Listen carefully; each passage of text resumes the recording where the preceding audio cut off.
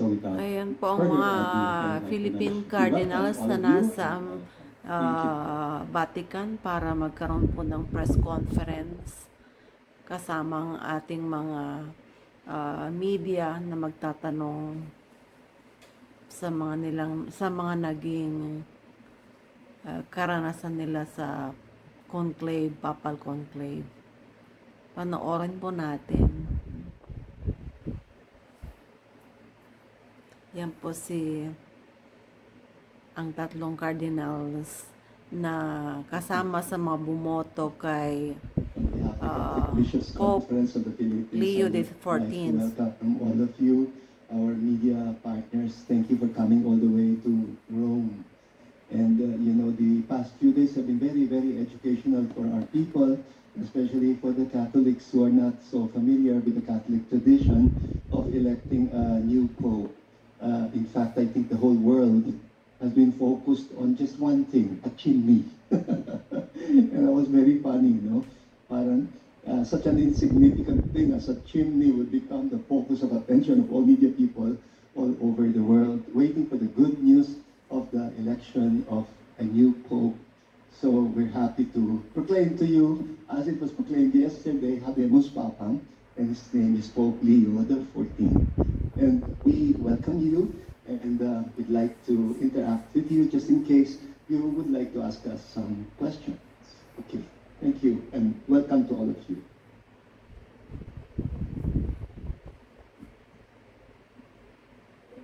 Pwede na po. Yeah, si Corina was good. So, yeah. Yes, siguro somebody can moderate, yeah. Our CPE people, news.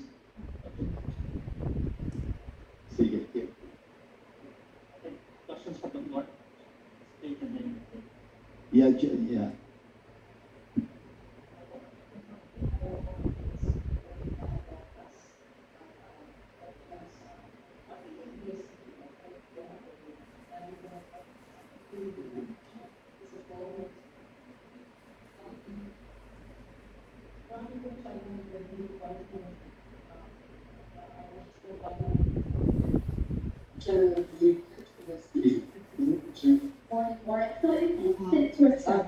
Unang obserbasyon namin. Marami po daan-libong crowd yata yan sa harap ng Basilika. Ang tila nagulat doon po sa pangalan na lumabas bilang bagong Santo Papa. Not that they don't welcome any other names. Kaya lang, ang inasahan po yan talaga ay yung madalas lumalabas din sa media at kasama na nga po si Cardinal Tagle, kahit nga po si Cardinal David, even Cardinal Advincula. Kayo rin po ba ay nasorpresa? Naging mahirap po ba ang proseso ng inyong eleksyon? So, sige, mauna na akong sumagot, ano? Siguro yung nagulat ay dahil merong ine-expect kagad. Parang may kandidato o may manok. And if you remember, bago ko umalis for Rome, inaalala ko na sa lahat ng mga kapatid, mga Pilipino, na walang kandidato sa eleksyon nito. At kami tungo ng Roma para pakinggan kung sino ang nasa sa puso ng Diyos. Yun lang. Kaya yung pagkagulat, siguro yung the whole time, para kami nagdadasal, Panginoon, turo mo naman sa amin kung sino yung gusto mong piliin. Ganon. Ang pagkagulat ay siguro the shock or surprise of joy na meron na tayong Santo Papa. Yun ang pinaka-big deal sa lahat. Ayan ko lang kung ano masasabi ng ating mga kapatid. Siguro po yung mga ganong reaction ay normal lang. Kasi minsan nanggagaling ang mga tao sa kanilang karanasan ng eleksyon na merong kandidato na boboto ka para sa isa, boto ka kontra sa isa. Eh, hindi ho ganoon ang conclave.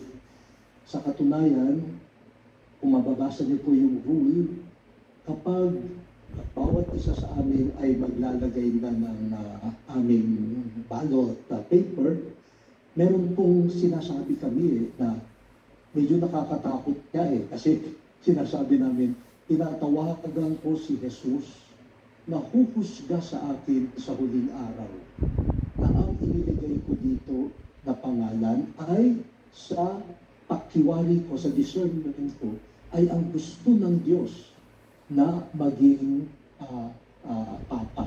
Hindi yung gusto ko. Yung gano'n ano. Kaya ang bawat vote ay hindi for someone or against someone.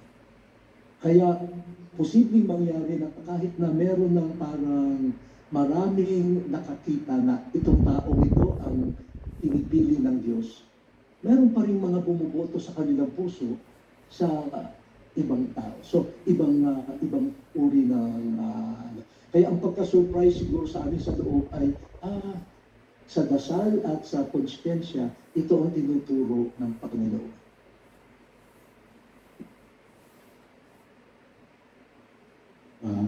Bago kami mag-votation, we also went through a lot of prayer and discernment. Kasi parang sa tingin po namin ay parang talagang mahirap. Pero with the Holy Spirit, aware na hindi tao lang ang kumikilos, kundi Espiritu Santo mismo, ang Diyos mismo ang kumikilos. Parang sa tingin namin ay parang bumaan yung aming trabaho sa pagpili ng magiging pinuno ng simbahan.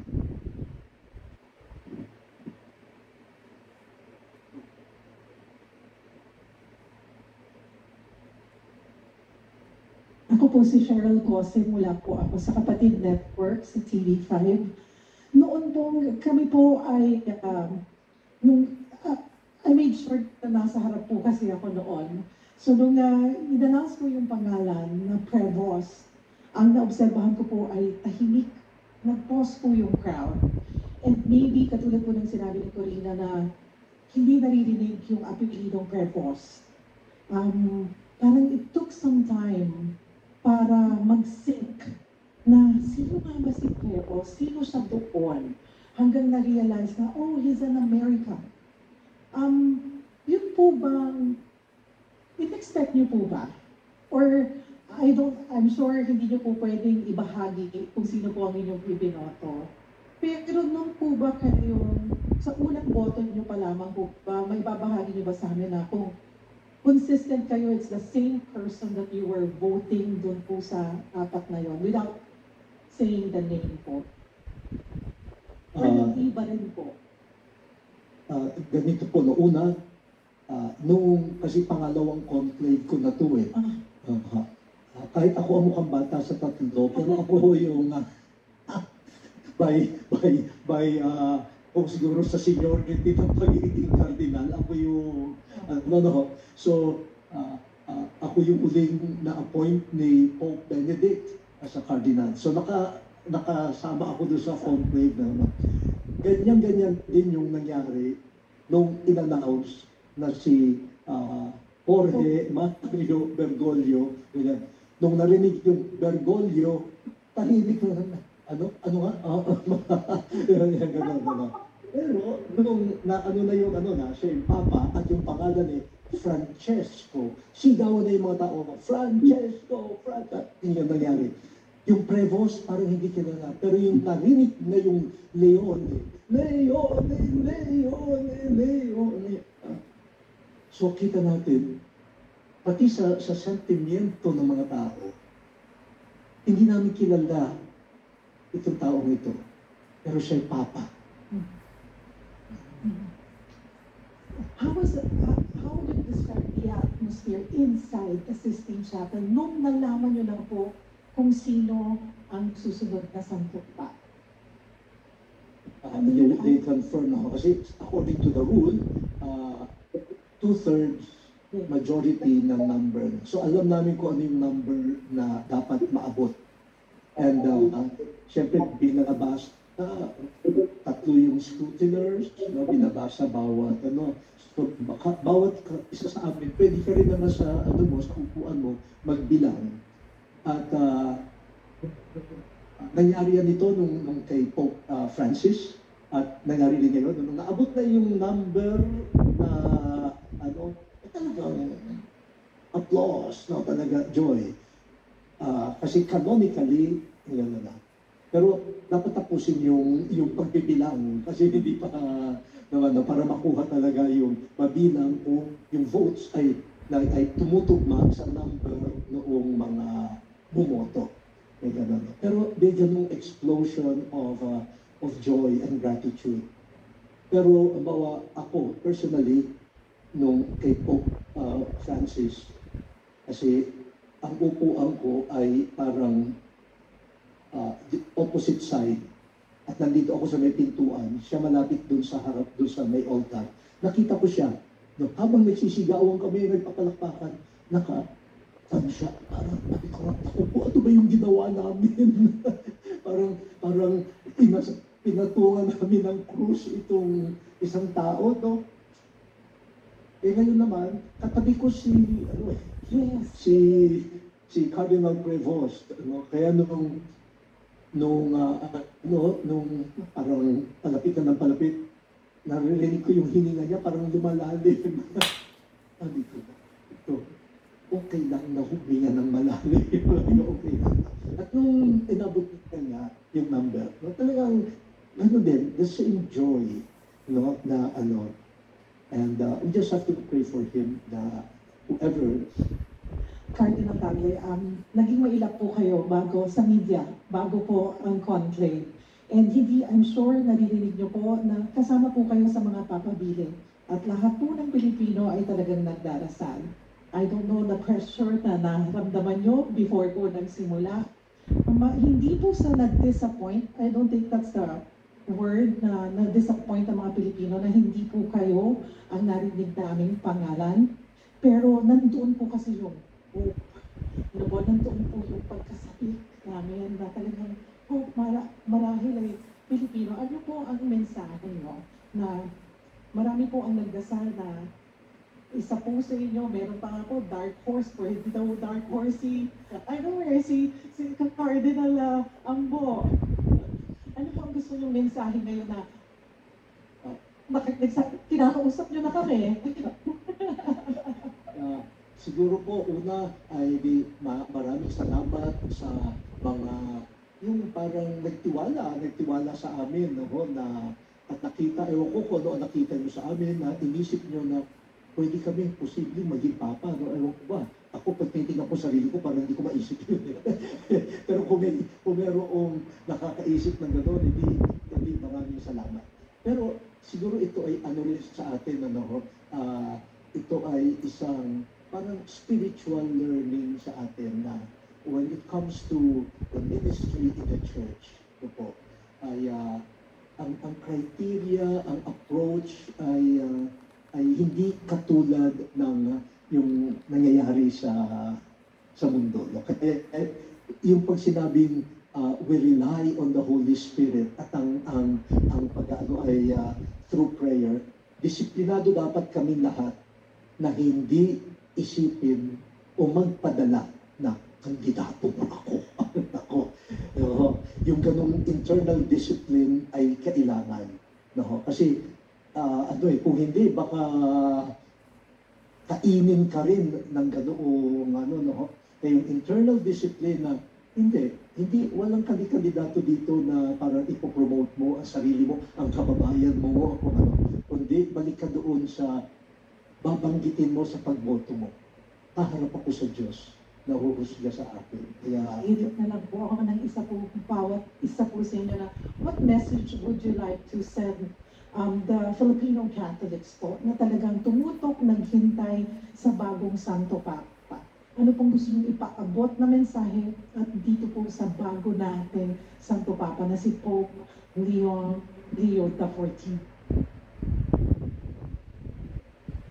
Siguro ang may papaabot kong mensahe sa kapwa ko Pilipino ay yung magpapasalamat tayo sa Panginoon sa pagbigay sa atin sa kanyang handog na bagong Santo Papa in the person of Pope Leo XIV. And then we all know na although sa tingin po natin being a Pope is an honor, pero this is also a very great responsibility.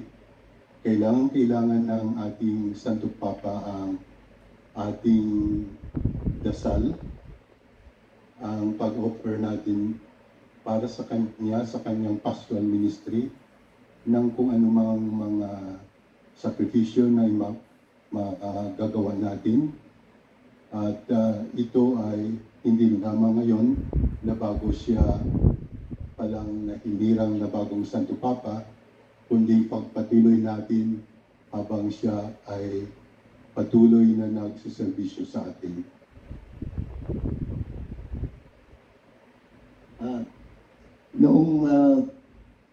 Nung i-proclaim na iharap na siya sa amin at nakasuot puti na siya, pumila kami para batiin siya isa-isa. That was very touching. Tapos nung ako na paglapit ko sa kanya, ang sabi ko, Holy Father, and by the way, this is he speaks American English. So sabi ko, Holy Father, I wish you could visit us in the Philippines. Ang sabi ko, sabi ko, I come from Pampanga, and the province of Pampanga was evangelized by Augustinians, your brothers. The first missionaries in the Philippines were Augustinians. Of course, along with the Jesuits and Dominicans and the other congregations. Pero yung buong area namin sa Central Luzon, Augustinian yun. Sabi ko, kasi naging superior general siya ng mga Augustinians. And take note, from a Jesuit Pope now to an Augustinian Pope. No? So, and nakangiti lang siya, sabi niya, if God allows that. Sabi ko, lakas naman ang loob ko nang ibitahin ko na yung Santo Papa eh. State visitor siya pag pumunta sa atin, di ba? Yeah. Okay? Yes. Well, katulad ni Cardinal Joe, ang mensahe ko ay pasasalamat, no? At sana yung makita rin natin dito sa paraan ng pagboto natin ng isang pinuno sa Catholic Church, ang kakaibang paraan ng pagpili ng mga pinuno. Of course, alam naman natin we distinguish between religious leaders and political leaders. Kaya po kayo ina-address ng ganito ay dahil panahon po ng eleksyon, ng halalan sa ating bansa. At parang sana may turing nating isang sagradong pagkakataon ang paghalal ng pinuno. At sana din na parang mensahe ko din nito sa mga tumatakbo o mga kumakandidato. Although sa conclave walang kandidato kasi lahat kandidato, no? Yun nga na magtulong naman po tayo na magkaroon tayo ng mga bagong modelo ng pamumuno, no? Kasi isa sa mga tinatanaw nating malaking utang na loob sa Panginoon ay itong mga sunod-sunod na mga naging Santo Papa ay napaka-uhusay ng mga pinuno. May kani-kaniya silang natatanging mga galing. At may isang kardinal na who took note of that eh. Ang sabi niya, hindi niyo ba naiisip, ang sabi niya, that in these past several decades, lahat ng mga binigay na Santo Papa sa atin ng Panginoon ay napakababanal, napakahuhusay, napakagagaling at napakababa ng loob ng mga tao. At talaga naging kuwaran sa pamuno. So, yun po. Salamat. Ang isang mensahe ko sa ating hindi lang sa mga Katolikong Pilipino, kundi sa Pilipino ay huwag sana nating ikalalaki ng ulo. Pero kapag napag-uusapan yung mga pagbisita ng mga papa sa iba't ibang bansa, parang ang laging ano ba ito yung standard ay ang Pilipinas, no? Yung ano ba yun? Yung parang hindi natin mapaliwanag na bumubukal na pag-ibig ng mga Pilipino sa Santo Papa. Nakita naman natin nangyari kay Pope John Paul II. no? At yung World Youth Day na nag-set ng pinakamalaking gathering, 5 million people sa closing mass. For a long time, yun ang Guinness record. Pero nalampasan nung pagbisita ni Pope Francis, naging 6 million. Kaya sa Guinness Book of World Records, yung first at saka yung second ay pareho Pilipinas, no? Pero hindi lang ito question ng yung paano mag-gather o mag-hugot ng mga tao, no? Kundi kasi natulog sila ng matagal, nabilad sa araw na gano'n, no? Wala namang pabuya na pinamimigay. Pero kitang-kita mo dahil sa pag-ibig at sa pananampalataya. Sana yun ang ating ipakita rin kay Pope Leo. No? Kung paano nakwento ni Cardinal Ambot nung na-elect si Cardinal Bergoglio as Pope Francis, nung isa-isa na kami lumalapit, ganun din ang sinabi ko, Pope, sana makabisita ka pa sa Pilipinas. Sabi naman niya, oo, talaga. Gusto kong pumuntang Pilipinas. Pagbalik ko sa upuan ko, sabi ko, siguro lahat naman kaming kardinal nag-imbita doon sa Papa. Siguro, at siguro lahat naman kami, sinabihan niya, sige, gano'n.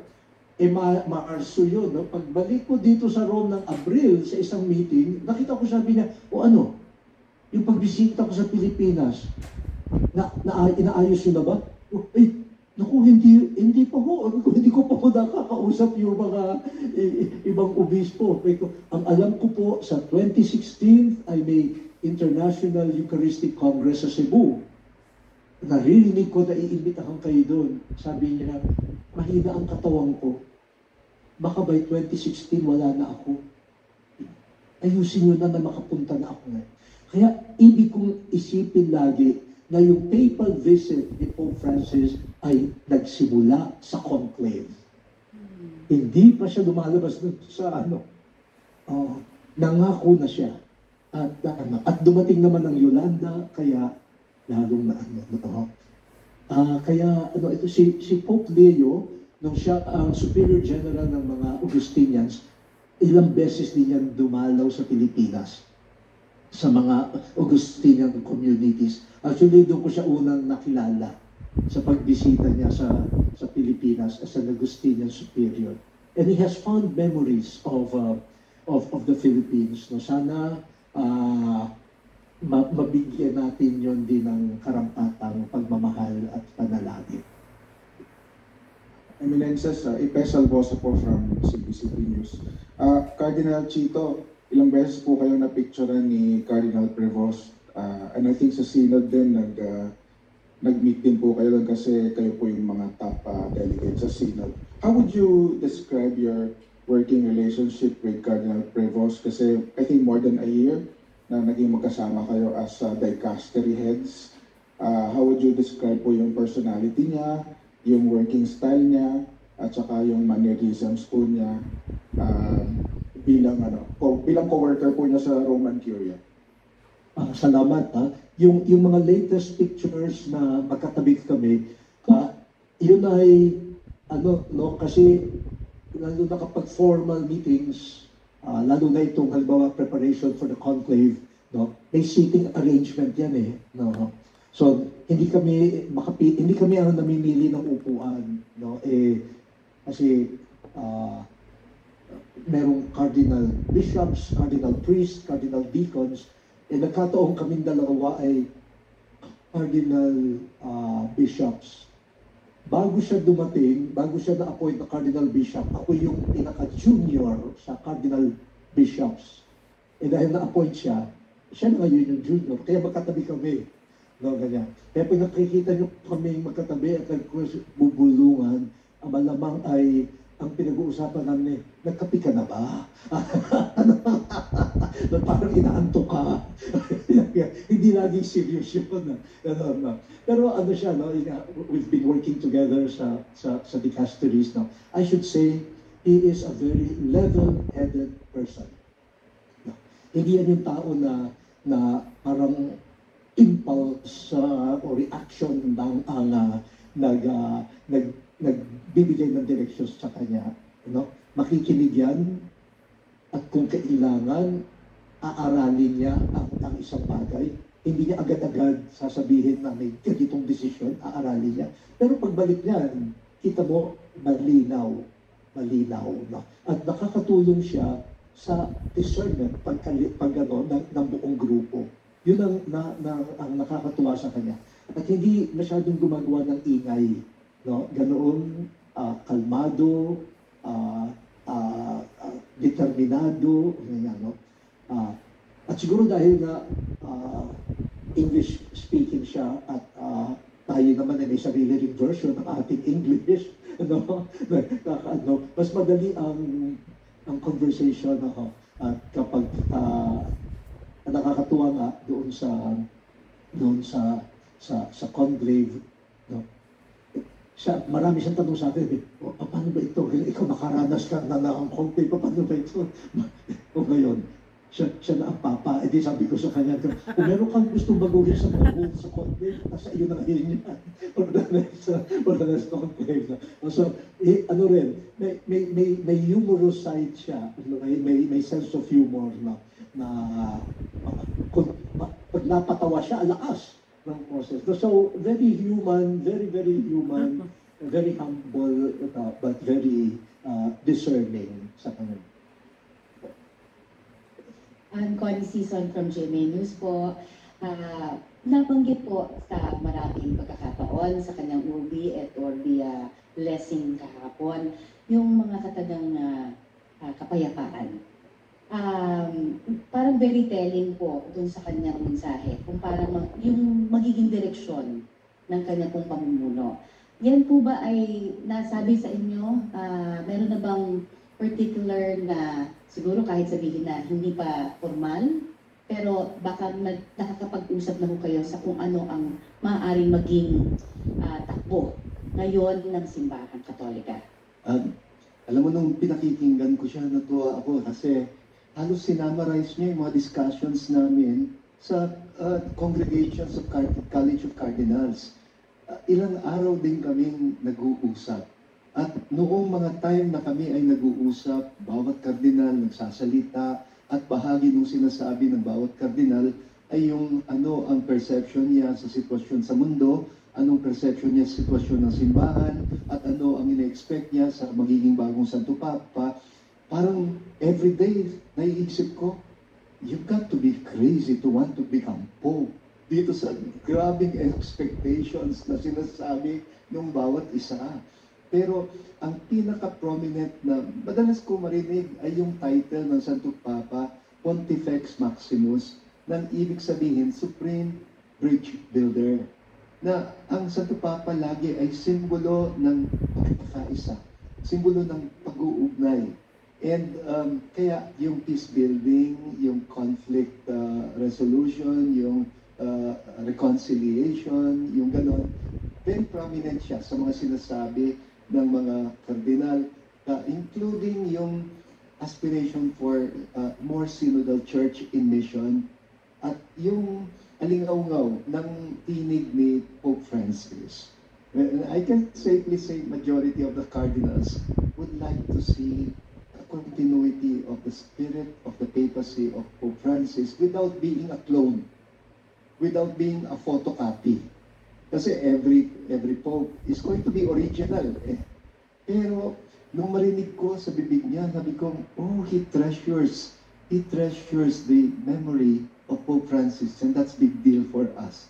I think that was also big deal for most of the cardinals. Alam niyo naman how much we love Pope Francis, no? I think ang buong daigdig na pamahal talaga kay Papa Francisco kasi kakaiba siya talaga. The Pope of mercy and compassion, yung welcoming church, listening church, mababa ang loob. I'm seeing this now in the personality of Pope Leo. And so, let's pray for him. No? And I'm full of hope in my heart that this is going to be a really good papacy. Ito na po yung sagot ko na kung baka may continuation. Dahil dun sa kanya pong mga nabanggit sa Urbi et Orbi, parang narinig din natin yon, hindi ba, kay Pope Francis po. Sa inyo pong palagay, magkakaroon ba, kasi po ito personal po na nakausap ko kasi yung mga homeless and then yung mga migrants, doon po sa may gilid lang ng Vatican, ano, at nabanggit din ho na may programa ho na pinatupad ang Limbaong Santo Papa po, ano, para sa kanila. Pero parang nung nagkakaroon po ng conflict, may isa po ako nakausap na parang nagkakaroon siya ng siguro aga-maaga kung mag-iiba ba pag nag-iba rin yung Santo Papa. So, meron bang detectives on that? Specifically kasi nabanggit din po na parang ang gusto niya ay maging bukas ang simbahan, hindi po ba para sa lahat ng mga nangangailangan. So, are we to expect na yung mga ganito pong patakaran ni Pope Francis ay masusundan din, not being a clone, sabi niyo nga po, ng bagong Santo Papa? Ako, ang sasabihin ko, resounding yes.